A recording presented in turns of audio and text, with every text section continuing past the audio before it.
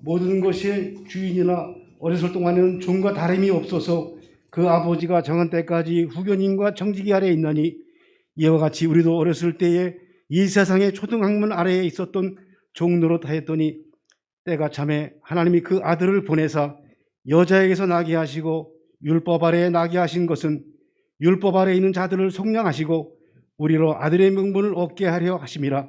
너희가 아들이므로 하나님이 그 아들의 영을 우리 마음 가운데 보내사 아빠 아버지라 부르게 하셨느니라. 그러므로 네가 이후로는 종이 아니요 아들이니 아들이면 하나님으로 말미암아 유업을 받을 자니라.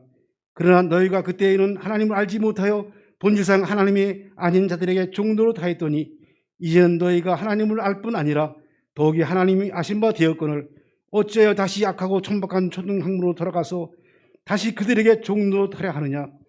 너희가 날과 달과 절기와 해를 삼가 지키니 내가 너희를 위하여 수고한 것이 헛될까 두려워하노라. 성도는 노예가 아니고 주인이다. 이런 제목으로 말씀하실 때에 큰 은혜가 넘치시기를 바랍니다.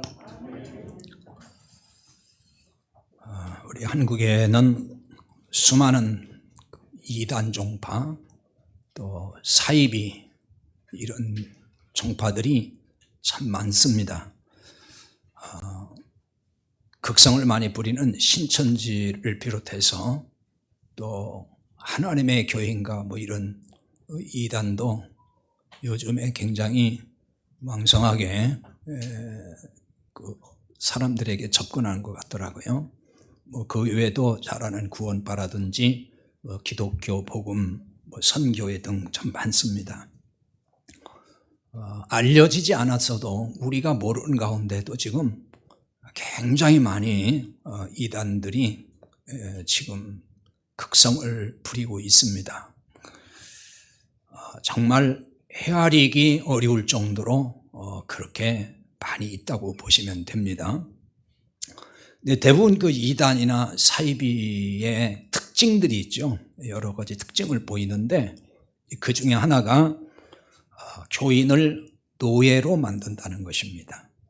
좀 더 구체적으로 말하면은 그 교주의 노예로 만들죠. 노예로 삼아버립니다. 그래서 이 교인들이 그 교주의 노예가 돼서 교주를 하나님으로 떠받들죠. 뭐 교주가 또 자기가 하나님이라고 말하기도 하고 하나님인 것처럼 그렇게 행세를 하죠. 그래서 이제 교주가 하라는 대로 다 합니다. 그것을 맹종이라 그러죠. 이게 맞는지 틀리는지 뭐 이런 거 생각할 겨를도 없이 그냥 시키는 대로 다 하죠. 교주의 말이 그게 법이고 또 하나님의 말씀이라고 믿기 때문에 그런 거예요. 심지어는 교주가 집 팔아서 바치라 그러면은 집도 팔아서 바치죠. 얼마 전에 그 언론에도 뭐 많이 보도가 됐습니다만은 왜 해외에 집단 이주한 그런 이단들도 있었습니다. 그러니까 현재 한국에 있는 모든 재산 다 정리해가지고 집단 이주해가지고 집단 농장도 만들고 집단 생활을 하는 그런 이단도 있단 말이에요. 이성을 가지고 정상적인 사고를 하는 사람들은 그 이해가 정말 안 되는데 그 사람들이 그렇게 하는 이유는 뭐냐면 이미 노예가 됐기 때문에 그런 거예요. 꼼짝없이 그냥 하는 거거든요. 그런데 이런 일이 이단이나 사이비 집단에서만 발생하는 현상일까요? 뭐 정도의 차이는 있지만은 소위 정통교단에 속한 교회 중에서도 얼마든지 볼 수 있다는 것입니다. 아주 유명한 몇몇 대형교회에서도 목격할 수 있는 현상이거든요. 사람들은 정통교회에 속했다고 하는 정통교단에 속했다는 이유 한 가지 때문에 그렇게 문제 삼지를 않아요. 문제의식도 별로 없습니다. 구원받은 성도는 목회자나 또는 특정한 사람의 노예가 결코 아닙니다. 노예처럼 맹종해야만이 믿음 좋은 신자로 치부하는 이런 정서가 많은 교회들 가운데 있어요. 이런 교회에서는 믿음과 헌신이라는 명분으로 교인을 노예화한다고요.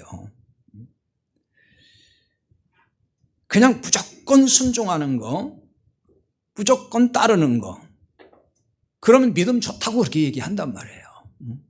정말 믿음 좋은 신자, 믿음 좋은 어떤 직분자, 이렇게 사람들이 생각을 한단 말이죠. 자, 교회를 어떤 노예로 만들고 있을까요? 아니, 교인이 무엇의 노예가 되고 있을까요? 이를 알기 위해서 구원받은 우리의 그 정체성에 대해서 먼저 생각을 좀 해봐야 됩니다. 우리는 누구냐 하는 것입니다. 자, 오늘 1절 말씀부터 보겠습니다. 1절에 보면은 내가 또 말하노니 유업을 이을 자가 모든 것의 주인이나 어렸을 동안에는 종과 다름이 없어서, 이렇게 말씀하고 있죠. 유업을 이을 자가 모든 것의 주인이라고 했습니다. 유업을 이을 자 그랬는데, 자, 우리는 하나님 나라의 유업을 이을 자인가요? 네, 맞죠? 그럼 하나님 나라의 유업을 이을 자가 누구죠? 누가 있는 거예요? 구원받은 하나님의 아들입니다. 구원받은 사람이 하나님 나라의 유업을 잇는 거예요. 이렇게 보면은, 즉 이 말은 뭐냐면 구원받은 하나님의 아들이 주인이란 말이에요. 지금 앞에서 1절에서 그랬잖아요. 유업을 이을 자가 모든 것에 뭐라고요? 주인이라고 했잖아요. 그럼 하나님 나라의 유업을 이을 자라면은 하나님 나라의 뭐가 돼요? 주인이라는 뜻이잖아요. 그러니까 구원받은 우리의 정체성을 이런 데서 찾아야 되고, 이런 데서 우리의 정체성을 확인해야만 되는 거예요. 어떤 아버지가 크게 사업을 잘해가지고 아주 거부가 됐습니다. 그래서 이 아버지에게 이제 그 작은, 이제 아장아장 걸음마하는 아이가 있는데, 그 아이한테 그 자식 아들이 있는데, 이 아들에게 일찌감치 그냥 자신의 유업을 법적으로 다 상속을 해줬어요. 어려도 해줄 수 있잖아요. 그러면 이 아버지의 유업이 누구 거죠? 누구 거예요? 아버지 거예요? 법적으로는 비록 걸음마를 하는 아들이지만은 그래도 그 아들 거잖아요. 상속을 법적으로 해놨으니까. 비록 아기이지만 그러니까 법적으로 아버지 유업의 주인이 되는 거예요. 그 대신 어린 아기이기 때문에 주인으로서 누릴 수 있는 건 거의 없겠죠. 주인은 주인인데 아직 어리니까 그 유업에 대해서 자기가 누릴 수 있는 건 별로 없어요. 자, 여러분은 하나님의 아들입니까? 구원받으면 모두 하나님의 아들이라고 했어요. 딸이 없습니다. 왜 아들이어야 한다 그랬죠? 그렇죠. 영원한 생명의 씨를 가진 자들이기 때문에 그래요. 그래서 하나님의 아들이라는 표현을 계속 쓰는 거예요, 성경은. 구원받은 자는 하나님의 아들이다. 왜? 생명의 씨가 있는 사람이고 그 씨를 나눌 수 있는 사람이라는 뜻이거든요. 그러니까 구원받은 사람은 딸이 없어요. 딸은 없고 다 아들인 것입니다. 이런 점에서 여러분은 하나님의 아들인가요? 딸인가요? 아들. 예, 여성으로서는 조금 그 용어가 억울할지 모르지만은 하여튼 아들이에요. 예, 성경이 그렇게 말씀합니다. 그러면 하나님의 아들이니까 여러분은 지금 하나님의 유업을 받았나요? 받을 건가요? 받은 존재예요. 앞으로 받을 거라는 게 아니에요. 하나님 나라 가서 그때 다시 심판해가지고 자격을 논해서 준다는 얘기가 아니고 이미 구원받은 자는 주었다는 거예요. 받은 자가 되는 것입니다. 그러니까 법적으로 다 준 거예요. 그렇게 처리해 놓은 거란 말입니다.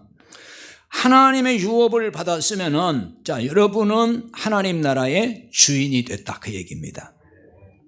자, 여러분은 그러면 이제 주인이 맞는 거죠. 주인이 아니면 노예예요. 둘 중에 하나인 겁니다. 그런데 안타깝게도 주인인데 노예로 사는 성도가 많다는 거예요. 하나님 나라의 주인이라는 말도 아마 오늘 처음 듣네요 하는 분도 혹 있을지도 모르겠어요. 하나님 나라 주인은 하나님이지 왜 우리가 주인이에요? 또 아마 그럴지도 모르겠습니다. 주인이 아니어서 노예라는 말이 아니라 주인인데 노예처럼 산다는 거예요. 이런 성도들이 많습니다. 자, 왜 이런 일이 벌어지는 것일까요? 1절의 말씀 다시 보면요. 모든 것의 주인이나 어렸을 동안에는 종과 다름이 없어서 그랬죠. 어렸을 동안에는 종과 다름이 없다. 여기 어리다는 말은 유아, 젖먹이 그런 뜻입니다. 원문의 뜻이 그런 뜻이에요. 이렇게 어렸을 동안에는 종과 다르지 않다는 거예요. 여기 종은 노예입니다. 노예와 다르지 않다. 여기 종이라는 말은 그래서 노예, 사로잡힌 자 그런 뜻이에요. 그게 노예죠. 그러니까 이걸 정리해 보면은 하나님 나라의 주인으로 살아야 하는데 노예처럼 산다는 얘기예요. 하나님 나라의 주인이니까 주인답게 살지를 못하고 노예처럼 산다는 것입니다. 그 이유는 젖먹는 어린아이이기 때문이라는 거예요. 어린아이이기 때문에. 여기 이 아기는 자, 어른에 의해서 어떻게 되죠? 이끌려 살아요. 스스로 할 수가 없습니다. 그래서 2절에 보면은 그 아버지가 정한 때까지 후견인과 청지기 아래에 있나니 그랬어요. 후견인과 청지기, 이 용어는 단어는 달라요. 그런데 같은 의미로 지금 사용하고 있다고 보시면 됩니다. 주인집 아이를 돌보는 사람, 그런 의미에서 여기 후견인, 청지기 이렇게 지금 나온 것입니다. 이 단어가. 어린 아들을 그럼 언제까지 후견인과 청지기에게 그 아비가 맡긴다는 거죠? 그 아버지가 정한 때까지 그랬어요. 정한 때까지라는 얘기는 성장할 때까지 그런 뜻이죠. 예, 다 자라서 이제 스스로 후견인 없이도 살아갈 때까지, 살아갈 정도가 될 때까지 그 얘기입니다. 따라서 스스로 할 수 있을 때까지 그때까지는 후견인 아래에서 혹은 청지기 아래에서 이끌려 살 수밖에 없다는 얘기입니다. 그러므로 후견인과 청지기 아래에서 벗어나려면 성장해야 되겠죠. 어린아이 상태 그대로 있으면 안 되는 거예요. 그러니까 성장하지 않고 여전히 어린아이 상태에 머물러 있으면은 종과 다름이 없다. 그렇게 지금 말씀해요. 종과 다름이 없다. 그러니까 스스로 할 수 없고 누군가의 지배를 받게 된다는 말이죠. 사도 바울은 지금 이런 비유를 들어서 복음을 설명하는 것입니다. 3절에 이제 이렇게 시작하죠. 이와 같이 우리도 어렸을 때에 이 세상의 초등학문 아래에 있어서 종노릇하였더니 이렇게 지금 말씀하고 있습니다. 이와 같이 그랬죠. 이와 같이라는 말은 앞에서 나온 1절과 2절에서 말한 바와 같이 그런 뜻이에요. 초등학문이란 구체적으로 말하면은 율법을 지금 말하는 것입니다. 그걸 표현한 거예요. 우리도 복음을 몰랐을 때는 어린아이 같아서 율법의 노예로 살았다. 그 얘기 지금 하는 겁니다. 넓은 의미에서 보면은 그 율법이라는 거는요, 구약의 율법만이 율법이 아니에요. 세상에서 인간이 사는 원리가 다 율법과 같습니다. 이것을 지금 초등학문이라고 한 거예요. 그러니까 인간이 만든 종교, 수많은 종교가 있잖아요. 종교, 그 다음에 철학, 윤리, 도덕 이런 게 다 초등학문이고 율법인 거예요. 지금 이걸 다 포함해서 하는 얘기인 것입니다. 그런데 이런 원리와 가르침을 통해서 인간이 선해질 수 있다고 믿는 거예요, 사람들이. 그러니까 종교를 왜 만들죠? 종교가 있어야 사람이 착하게 살 수도 있고 그래서 죽어서도 좋은 데 간다 뭐 그런 거잖아요.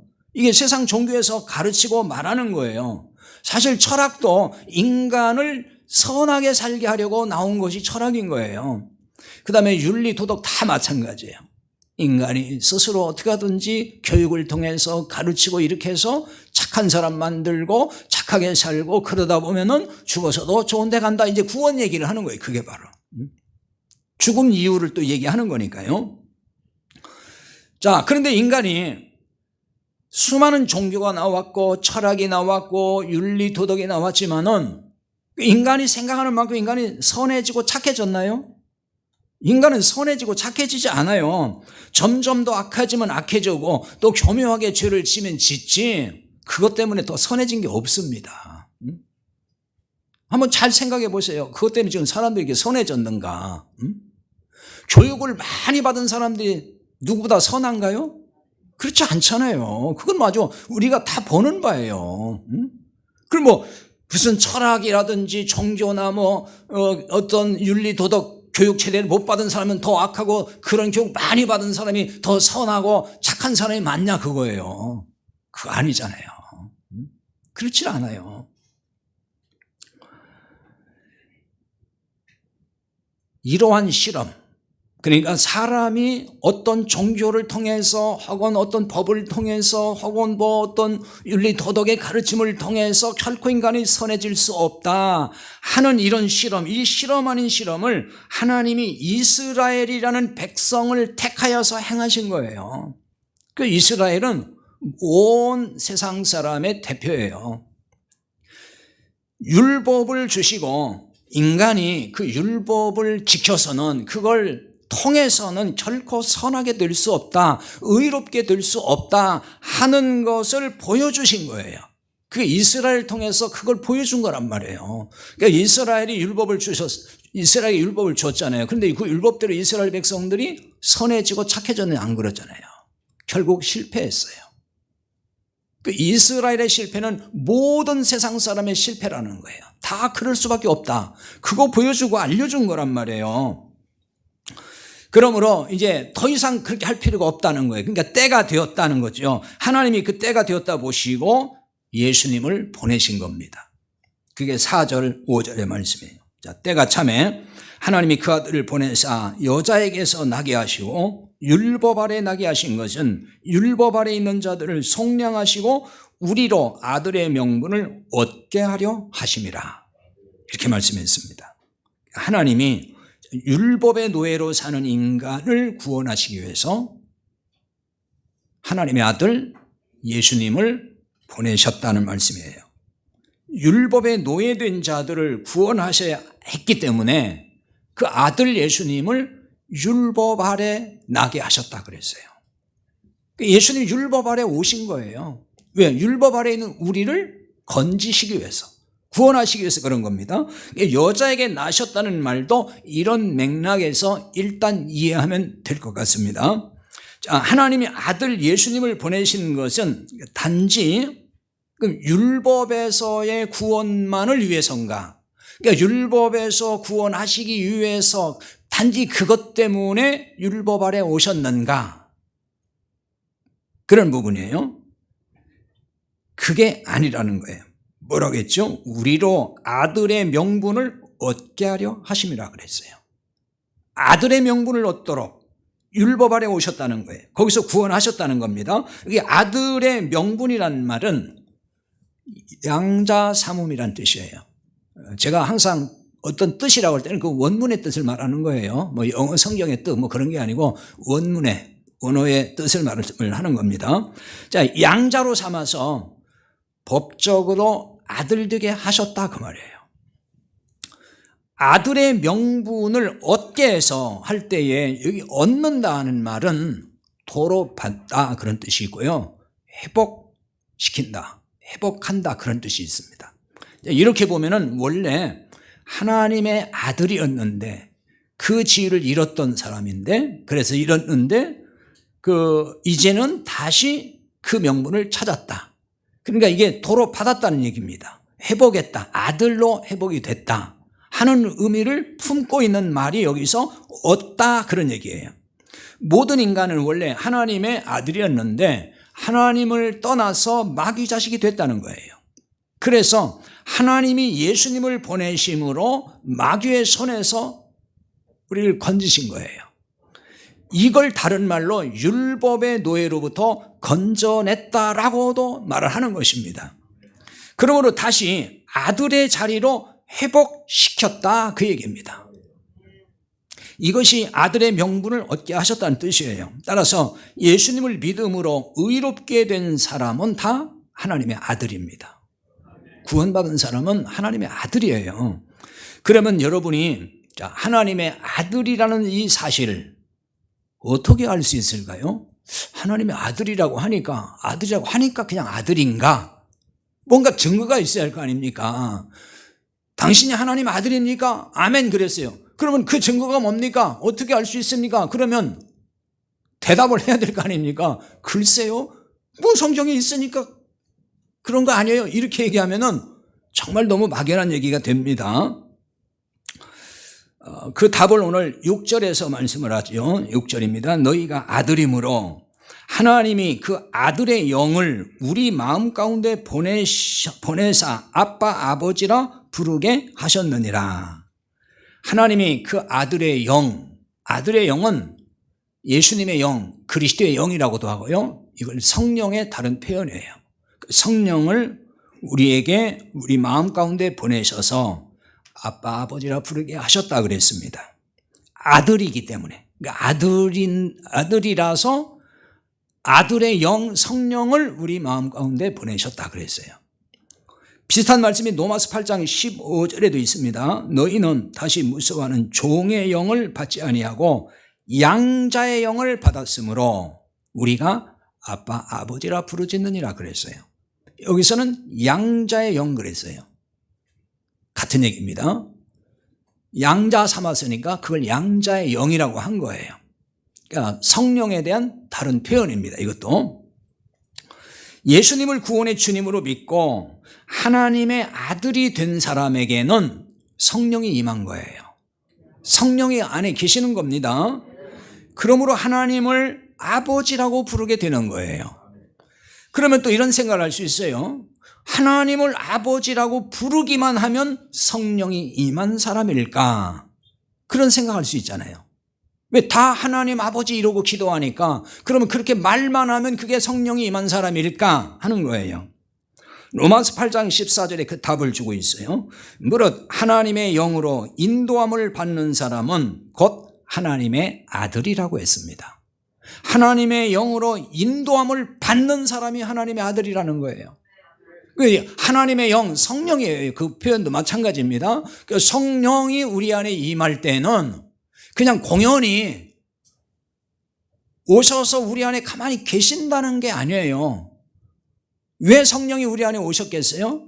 우리를 인도해 주시기 위해서, 우리를 이끌어 주시기 위해서 오셨다 그 말이에요. 그러니까 성령의 인도를 받는 사람이 하나님의 아들이라는 거예요. 근데 성령의 인도를 받지 않는 사람이라면 하나님의 아들이라고 하기가 어렵겠죠. 그렇다면 성령님은 하나님의 아들을 어떻게 인도하실까? 어느 길로 인도하실까? 또 이 부분이 이제 궁금하겠죠. 하나님은 성령을 보내서 우리를 어떻게 인도하실까? 갈라디아 이제 다시 5장의 18절에 보면 이렇게 말씀했어요. 너희가 만일 성령의 인도하시는 바가 되면 율법 아래 있지 아니하리라 그랬습니다. 그러니까 성령의 인도하시는 바가 되면, 즉 성령이 인도를 하시는 사람은 어디에 아래 있지 않아요? 율법 아래 있지 않다는 거예요. 이 성령님이 그렇게 인도하신단 말입니다. 율법의 노예가 되지 않게 하신다는 얘기예요. 그러니까 율법 아래 있는 사람은 다 율법의 노예예요. 그게 구원받지 못한 사람이고요. 그 율법 아래 있지 않게 해준다. 율법에서 이제 건져내서 더 이상 율법 아래 들어가지 않도록 인도해 주신다는 거예요. 이걸 다른 말로 말하면 자유를 누리게 해주신다는 것입니다. 우리에게 자유하게 해주신다. 그래서 성령님이 그렇게 인도하시는 거예요. 물론 이걸 다른 말로 말하면 진리 가운데 인도하신다. 같은 얘기가 되는 거예요. 성령님 우리를 보내셔서 우리를 진리 가운데, 진리의 영이 오셔서 진리 가운데 인도한다 그러잖아요. 그 말과 같은 얘기인 거예요, 다. 그런데 하나님의 아들이 되었지만은 영적으로 미성숙하다, 어린아이다 그러면 이런 일에 문제가 좀 생긴다는 것입니다. 갈라디아 교회에 바로 이런 현상이 벌어졌어요. 자, 다시 4장으로 와서 갈라디아 4장 19절에 이런 말씀이 있죠. 나의 자녀들아, 너희 속에 그리스도의 형상을 이루기까지 다시 너희를 위하여 해산하는 수고를 하노니 그래서요. 사도 바울이 지금 갈라디아 교회에 다시 해산의 수고를 한다 그래요. 다시 그랬습니다. 이 말은 뭐죠? 한번 해산의 수고 했다는 거예요. 그게 무슨 얘기일까요? 갈라디아에 들어가서 사도 바울이 복음을 전해서 구원받도록 했어요. 그 해산의 수고를 통해서 그렇게 했다는 거예요. 그러니까 한 사람을 전도해서, 즉 복음을 전해서 거듭나게 하는 것, 구원받게 하는 것은 그렇게 간단한 게 아니에요. 해산의 수고가 뒷받침돼야 돼요. 바울이 그렇게 했다 그 말입니다. 그런데 다시 해야 될 필요를 느꼈다는 거예요. 다시 해야 되겠다. 왜 그럴까요? 지금 갈라디아 교회에 문제가 생겼거든요. 율법주의 이단이 들어와 가지고 이 갈라디아 교인들을 미혹을 한 거예요. 그래서 흔들어 놓고 있어요. 교회를 좀 어렵게 하고 있습니다. 이들이 지금 교회가 세워진 지 얼마 안 됐잖아요. 그러니까 영적 어린아이 상태에 많이 놓여 있어요. 근데 이 영적 어린아이 상태를 벗어나기도 전에 율법주의자들이 와서 미혹을 한 거란 말이에요. 그러니까 흔들린 거예요. 어린아이니까. 그래서 흔들리고 다시 율법으로 돌아가는 교인들이 생겼다는 거죠. 그게 9절의 말씀입니다. 오늘 본문 9절 봅니다. 이제 너희가 하나님을 알 뿐 아니라 더욱이 하나님이 아신 바 되었거늘 어찌하여 다시 약하고 천박한 초등학문으로 돌아가 다시 그들에게 종노릇하려 하느냐, 이렇게 말씀합니다. 다시 돌아가려고 했다는 거예요. 다시 돌아가려고 했다는 얘기는 원래 있던 자리로 다시 왜 가느냐 그 얘기잖아요. 원래 있던 자리가 뭐예요? 율법 아래 있던 사람들이란 얘기죠. 거기서 꺼내줬는데, 거기서 나왔는데 왜 다시 가려고 합니까? 지금 그 말인 것입니다. 율법 아래서 구원받았는데 왜 다시 그 율법 아래로 기어 들어갑니까? 그 말인 거예요. 이것을 약하고 천박한 초등학문으로 돌아가, 이렇게 얘기를 한 거예요. 약하고 천박한 초등학문으로 돌아가서 종노릇한다. 이 종은 노예라 그랬죠. 노예 노릇한다는 거예요. 약하고란 말은 힘이 없다는 뜻입니다. 허약하다는 뜻이에요. 그 다음에 천박하다는 말은 이 뜻이 빈털터리, 그런 뜻이에요. 구걸한다는 뜻입니다. 그래서 이 두 단어, 즉 약하고 천박하다고 하는 이 두 단어의 뜻을 종합해 보면은 힘이 없어서 구걸하는 노예의 상태를 보여주는 말이에요. 이런 상태가 율법 아래 있는 교인의 영적 모습이라는 것입니다. 구원받았어도 영적 어린아이에 머물게 되면은 이렇게 힘이 없고 빈곤한 신앙생활을 한다는 거예요. 힘이 없어요. 그러다 보니까 미혹을 잘 받게 되고 흔들리게 되고 자주 넘어지는 거예요. 이런 사람들은 빈곤하잖아요, 영적으로. 그러니까 빈곤한 게 뭐예요? 만족이 없는 거예요, 항상. 배고파요. 그래서 여기저기 다니는 거예요. 여기가 신령하다 그러면은 그쪽으로 가보고, 막 이렇게 기도도 받아보고, 또 저기가 신령한 곳 있다 그러면은 또 거기도 가보고, 자꾸 끼웃 이렇게 끼웃거린단 말입니다. 왜? 빈곤해서 그런 거예요. 그 안에 진리가 없다 보니까, 생명이 없다 보니까 자꾸 배고파. 그러니까 여기도 가봤다 저기도 가봤다, 가봐도 만족도 안 되고, 또 그러니까 그런 걸 찾는 거죠. 십자가 사랑을 누리지 못하는 거예요, 이런 걸 보고서.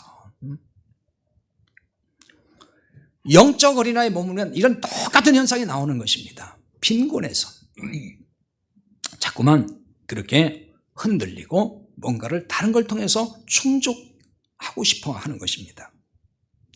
그럼 여기 갈라디아 교회들은 이 미혹하는 자들이 어떻게 했을까요? 이들은 복음에 순종하지 못하도록 회방을 놓았습니다. 그걸 보여주는 말씀이 갈라디아 5장 7절에서 9절입니다. 제가 보겠습니다. 너희가 다름질을 잘하더니 누가 너희를 막아 진리를 순종하지 못하게 하더냐. 그 권면은, 이 권면이란 말은 꿰인다 그런 말입니다. 그 꿰임은 너희를 부르신 이에게서 난 것이 아니니라 적은 누룩이 온 덩이에 퍼지느니라 이렇게 말씀했죠. 갈라디아 교회는 복음으로 출발을 잘했어요. 사도 바울을 통해서 복음을 정확히 듣고 출발을 잘했습니다. 그런데 어느 날 앞을 가로막아 진리를 순종하게 하지 못하는, 즉 복음의 진리를 막아서는 그런 사람들이 나타났다는 거죠. 여기 막아라는 얘기는 방해한다는 뜻이에요. 회방한다 혹은 그 도로에 장애물을 설치한다 그런 뜻이에요.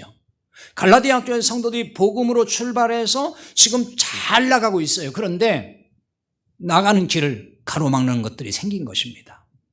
걸림돌을 만들어 놓은 거예요. 그래서 거기 회방을 받은 것입니다. 갈라디아 교회에 나타난 율법주의 이단이 바로 이런 짓을 했단 말이에요. 아직 영적으로 어린 성도들을 미혹을 해서 그 성장을 회방한 거예요. 어떻게 회방했을까요? 예수님을 믿어도 율법을 잘 지켜야 돼. 그리고 율법에 따라서 그 율법의 절기도 잘 지켜야 돼. 그래야 구원도 받고 그리고 이 땅에서 복을 받는 거야. 이렇게 얘기를 한 거예요. 그게 바로 회방했다는 얘기예요. 그게 막아섰다는 것입니다. 이런 미혹에 빠져서 다시 율법으로 돌아가는 성도들이 생겼어요. 그걸 보여주는 게 10절이거든요. 너희가 날과 달과 절기와 해를 삼가 지키니 그랬죠. 율법에 명시된 절기를 율법의 규정대로 다시 지키기 시작했다는 말이에요. 다시 율법으로 지금 돌아간 거예요. 여기 날이라는 얘기는 주로 이제 안식일, 그 다음에 율법에 보면은 금식하는 날이 있어요. 일주일에 2번씩 금식하죠. 경건한 유대인들은 금식. 그 다음에 달. 이거는 이제 매월 지키는, 구약에 보면 이제 월삭이라고 나오는데, 삭은 이제 초하루란 얘기죠. 매달 초하루, 첫날에 안식일보다 더 성대하게 제사를 드리는 이런 행위들을 했습니다. 율법에 나와 있습니다. 그 다음에 절기는 뭐 잘 아시잖아요. 6월절 비롯해서 뭐 또 오순절, 뭐 또 맥주절, 그 수장절 뭐 이런 거 있잖아요. 구약에 여러 절기들이 있는데 그 절기. 그 다음에 해. 이거는 7년마다 지키는 안식년. 그 다음에 50년마다 돌아오는 신년. 이런 걸 말하는 것입니다. 이거를 다시 지키기 시작했다는 거예요. 이게 무슨 얘기냐면요. 율법주의 이단, 이 갈라디아 교회에 들어온 이단들이 예수님을 부정하거나 예수님 믿지 말라고 하는 게 아니에요. 예수님을 믿어야 된다는 거예요. 믿되 거기에 더할 게 있다 그 얘기예요. 그러니까 구원은 믿음으로만 부족하다. 믿는다고만 되는 게 아니고 이 같은 율법을 따라서 잘 지켜야 된다는 거예요. 그러니까 율법의 행위를 더 해야만이 구원이 이루어지고 그리고 율법의 약속대로 땅에서 잘 되는 복을 받는다. 그 주장인 거예요. 그 논리입니다. 이런 얘기가 하나도 생소하지 않아요. 여러분에게. 한국 교인들에게 이런 얘기가 전혀 낯설지 않고 친근하게 들려요. 왜 그러죠? 늘 들어온 얘기잖아요, 이게. 그렇게 얘기 많이 하잖아요, 지금도. 예수를 믿는다고만 되는 거 아니야. 말씀대로 살아야지, 말씀대로 지켜야지, 충성해야지, 뭐 잘해야지. 그래야 구원도 받고 복 받는 거야. 이게 노상 한국교회에서 하는 얘기란 말이에요. 그러니까 이런 얘기가 지금 여러분에게는 하나도 안 이상한 거예요, 지금. 전혀 낯설지 않은 거죠. 한국교회 안에도 지금 이 갈라디아 교회에 들어온 율법주의단, 이걸 갈라디안주의라고도 말합니다. 언제부터인지 이와 유사한 주장들이 한국교회에 확산하고 있단 말이에요. 뭐 안식일 개념, 그러니까 구약의 안식일 개념을 주일에 적용하는 뭐 이런 부분은 뭐 아주 오래됐고 굉장히 뿌리가 깊죠. 그래서 성수라는 말 쓰잖아요. 주일 성수. 또 안식일 개념으로 지금 얘기를 하는 것이 성수라는 말을 쓰는 거예요. 근데 그 성수하냐 하면은 성수도 못 하면서 성수라는 말을 쓴단 말이에요. 경건한 유대인들 일주일에 2번 금식한다고 그랬잖아요. 한국교회도 금식이 경건과 믿음의 기준이 될 때가 참 많아요. 그래서 규칙적으로 금식하면 참 믿음 좋은 신자, 경건한 신자, 그렇게 인정받는다고요. 또 어느 날부터인지 무슨 월삭 기도회라는 게 또 생겼더라고요. 들어보셨죠? 그런 기도 많이 해요. 기도회. 또 무슨 다니엘 기도인가요? 그게 또 유행이 돼가지고 그게 새일에 이게 다 구약에 있는 얘기잖아요. 그걸 다 지금 하고 있단 말이에요, 지금. 그러니까 신약에도 없는 또 절기들을 만들어가지고 한국교회가 열심히 지키고 있어요. 구약에 율법에 있는 날과 달과 절기, 이런 것들을 교묘하게 복음인 것처럼 포장을 했다는 거예요. 그리고 그걸 프로그램화 시켰어요. 믿어서만 되는 게 아니라면서 이런 프로그램에 참여하도록 체근을 한단 말입니다. 자, 이런 얘기를 하면 아니 뭐 다 좋은 게 좋은 거 그렇게 해서 신자들 열심 내고 교회 성장하고 그러면 좋은 거 아닙니까? 다 이렇게 얘기를 해요. 그러니까 그 포커스가 어디냐면은 교회 성장에 있어요. 양적 성장. 뭔가 이 성도들 그냥 놔두면 안 된다는 거예요. 그게 대부분 목회자들의 생각이에요. 그냥 편하게 놔두면 안 된다는 거예요. 달달달달 볶아야 된다는 거예요. 그러니까 이런 프로그램 만들어가지고 열심히 나와서 하게 만들고 그래야 교회가 돌아가고 그래야 헌금도 나오고 그래야 뭐가 된다. 성장하는 교회는 다 그렇다. 뭐 이런 식이에요. 그러니까 양적 성장에 포커스를 맞추다 보니까 구약에 있는 거 다 끄집어내가지고 프로그램화 해가지고 마치 그게 복음인 것처럼 이렇게 포장했다는 것입니다. 그래야만이 마치 구원도 받고 복 받을 것처럼 그렇게 계속해서 속박하는 거예요, 성도들을.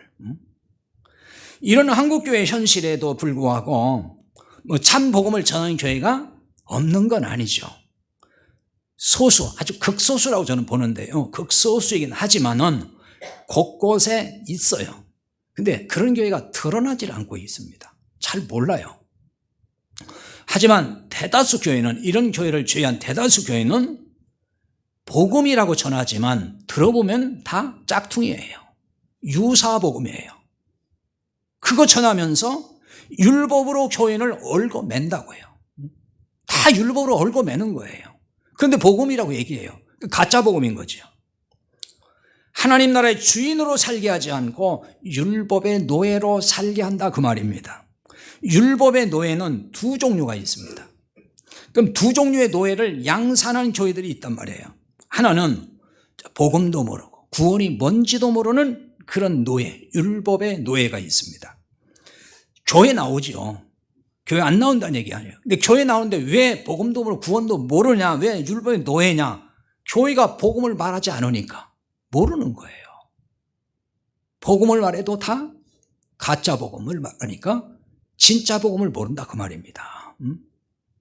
교회 열심히 나오는데 몰라요. 그냥 수십 년 다녔어도 복음이 뭔지를 모른단 말이에요. 그러니까 교회 나오는 이유는 예수님을 믿으면 세상에서 잘 될 것이라고 하는 그 막연한 기대, 그것 때문에 나오는 거예요.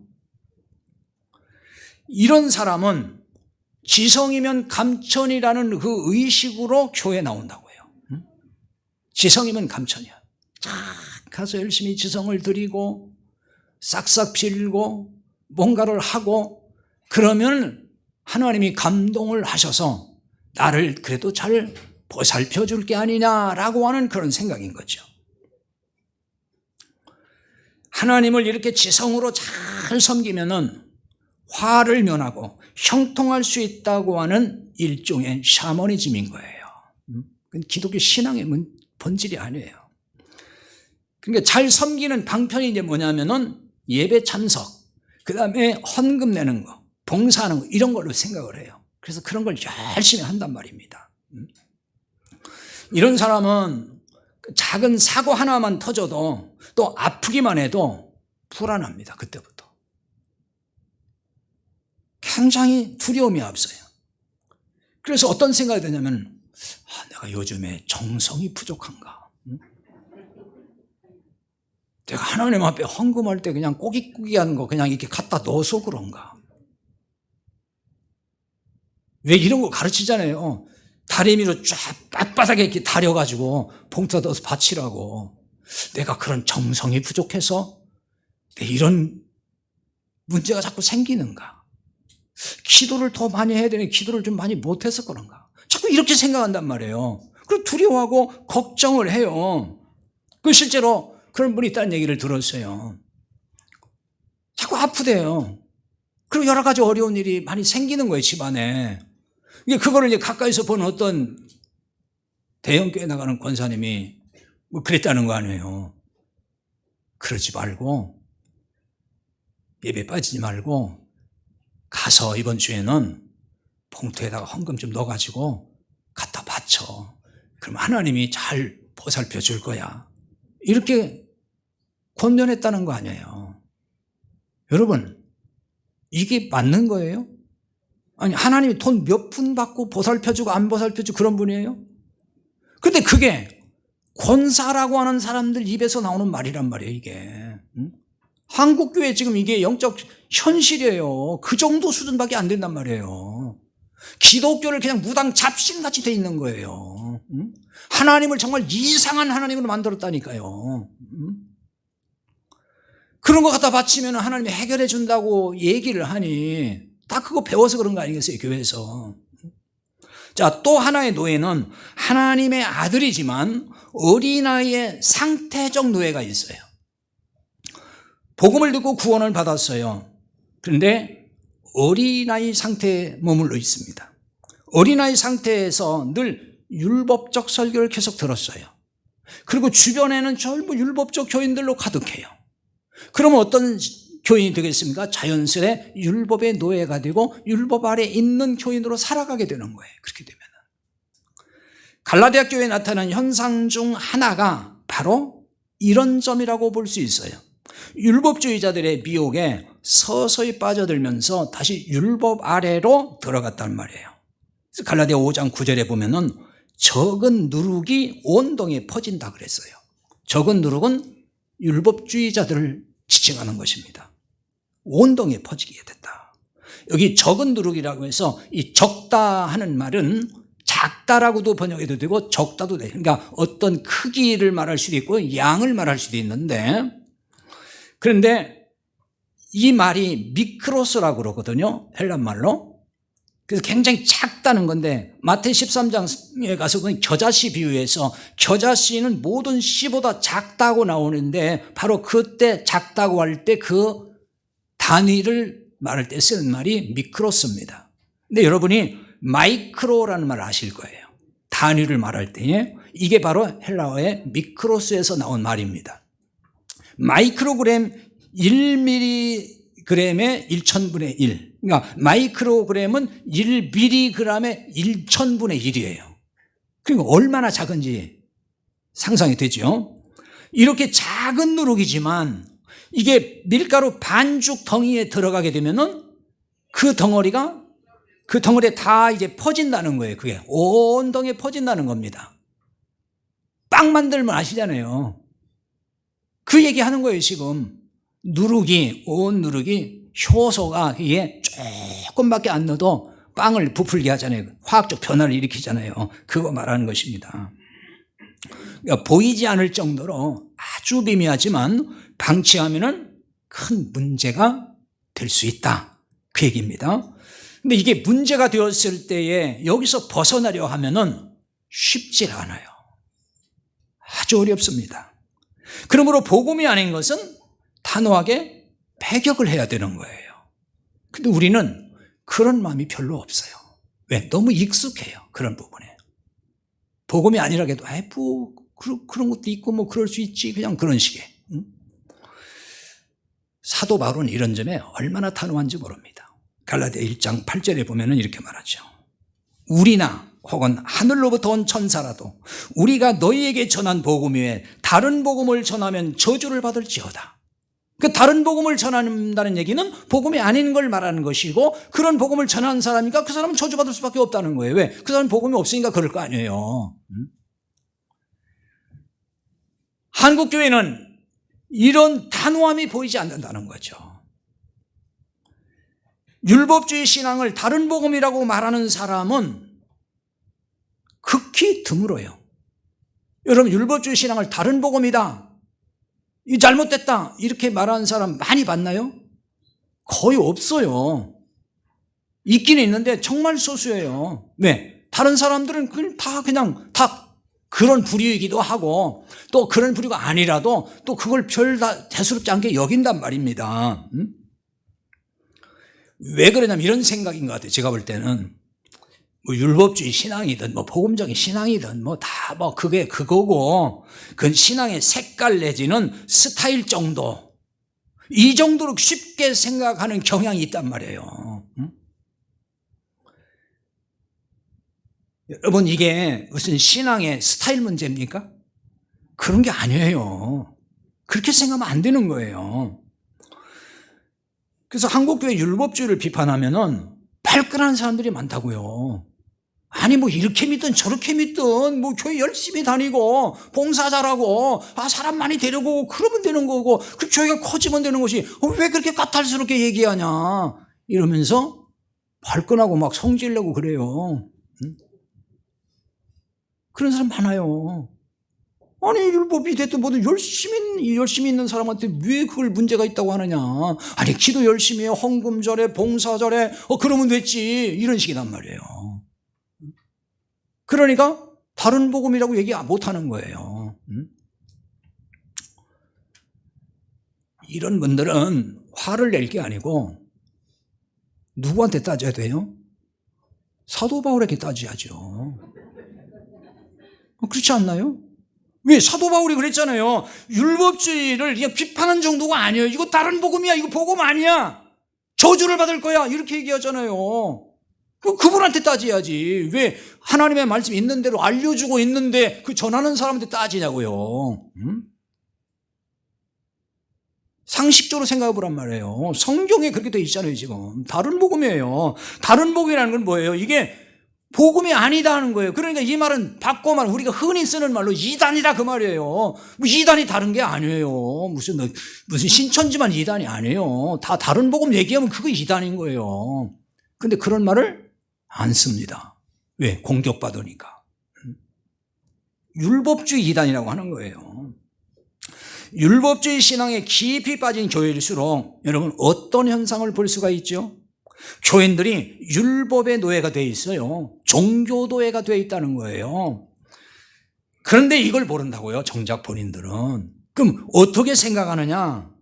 신자들은요, 소위 노예적 신앙생활, 맹종하다시피 죽을 똥 살 똥 모르고 하면은 뭐라고 그러죠? 믿음 좋은 사람이라고 얘기하지, 그걸 문제 있다고 얘기를 안 한단 말이에요. 믿음 좋은 사람, 정말 믿음 좋은 현상으로 본다는 거예요. 그러니까 자기가 그렇게 하면은 스스로 자기가 만족하는 거예요.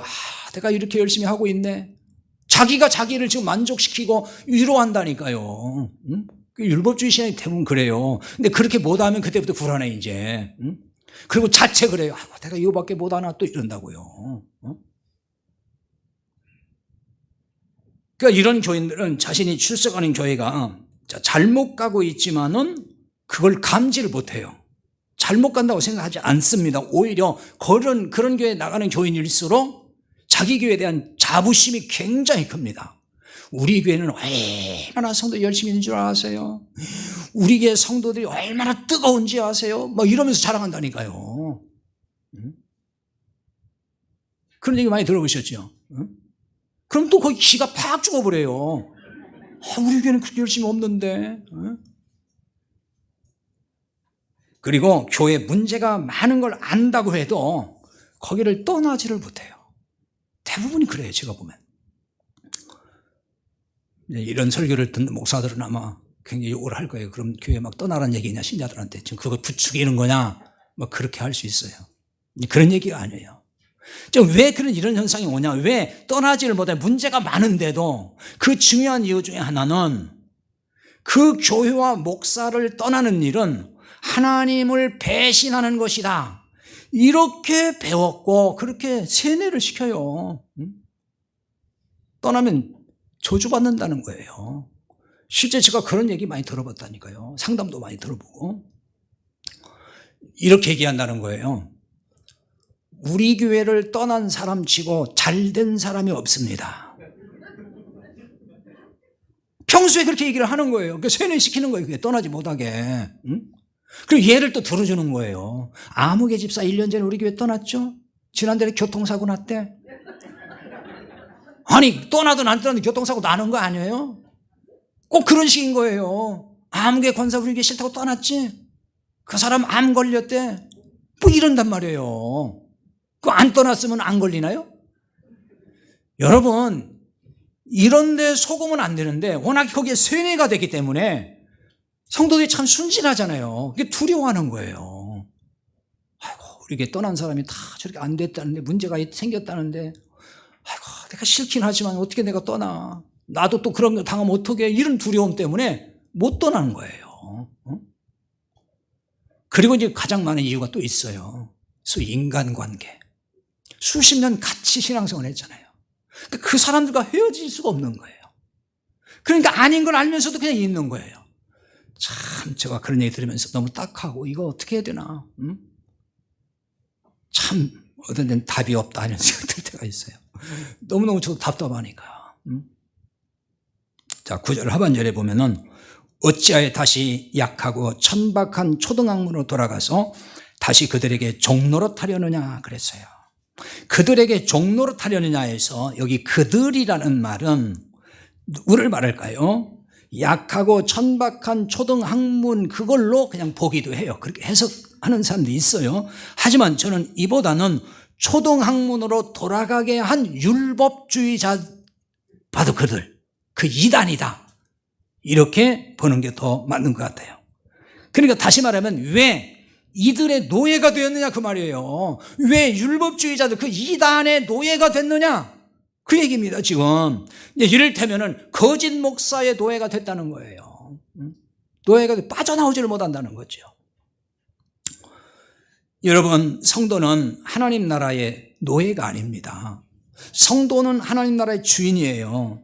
교회는 성도를 노예로 만들면 안 되는 거예요. 율법의 노예로 만들면 결코 안 되는 거예요. 하나님 나라를 유업으로 받은 성도들을 그 성도들이 주인답게 자유를 누리도록 해줘야 되는 거죠. 그게 교회가 할 일이에요. 그 방법 중에 중요한 한 가지가 뭐냐면요. 성도들이 그러니까 성장하도록 돕는 사역입니다. 성장하도록. 네, 어린아이 상태에서는 미혹을 받아 자꾸만 그런 데 넘어지니까 성장하게 해줘야 돼요. 고린도전서 3장 6절 7절에 이렇게 말씀했어요. 나는 심었고 아볼로는 물을 주었으되 오직 하나님께서 자라나게 하셨으니 그런즉 심는 이나 물 주는 이는 아무것도 아니로되 오직 자라게 하시는 이는 하나님뿐이니라 이렇게 말씀했어요. 목회자 장로 권사는 성도들이 영적으로 성장하도록 물 주는 사람이에요. 복음의 씨를 뿌리고 그리고 물 주는 사람입니다. 그런 일꾼에 불과한 거예요. 목회자는 성도를 율법의 노예로 만들어서 부려먹는 지배자가 아니에요. 그런데 진짜 목사 말 잘 듣는 사람 많아요. 우리나라 신자들 중에는. 어떤 목사님이 그러더라고요. 자기는 장로를 세울 때 시험을 한대요. 예를 들어서 제주도에 간다든지 부산에 딱 내려가가지고 아무개 집사님 오늘 좀 급히 내려오시오. 그럼 금방 예 하고 내려오는 사람.